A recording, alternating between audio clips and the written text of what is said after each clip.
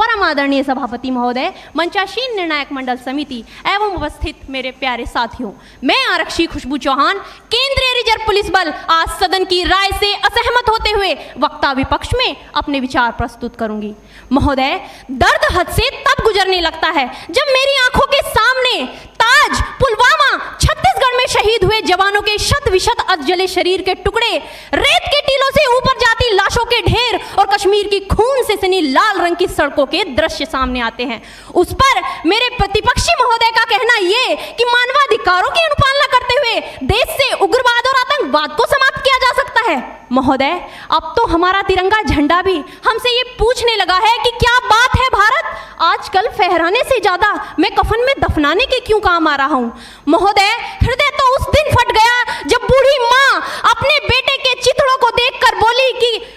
साहब, आप तो भर्ती में 1 इंच भी कम नहीं लेते, मैं आधा शरीर कैसे ले लूं। महोदय,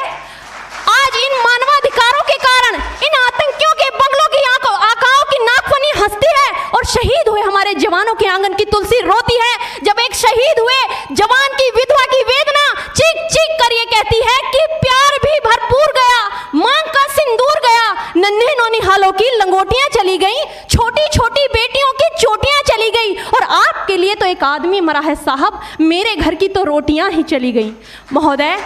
किसी भी युद्ध को जीतने के लिए पहल करना सबसे ज्यादा आवश्यक है, क्योंकि इतिहास गवाह है कि पहल करके बड़े बड़े युद्धों के परिणाम बदल दिए गए हैं। परंतु आज मानवाधिकारों के कारण हमारे देश के जवान इस कदर बंधे हुए हैं कि अपनी ड्यूटी पर खड़े होकर भी वो आज पहल करने से डरते हैं, क्योंकि महोदय भविष्य में उन्हें कटघरे में खड़े होने का डर सता रहा होता है। वो ये जानते हैं कि चाहे एक उग्रवादी की राइफल से निकलने वाली गोली को ये तय करना पड़े या ना पड़े कि वो किसे लगेगी, लेकिन हमारी राइफल से निकलने वाली हर गोली को ये निर्णय लेना पड़ता है कि चाहे वो किसी निर्दोष को लगे, दोषी को लगे या ना लगे, परंतु किसी निर्दोष को नहीं लगनी चाहिए। यदि ऐसा हुआ तो ना तो ये समाज हमें छोड़ेगा, ना ही तिल का ताड़ बनाने वाली ये मीडिया हमें छोड़ेगी। और महोदय, मानवाधिकार के तले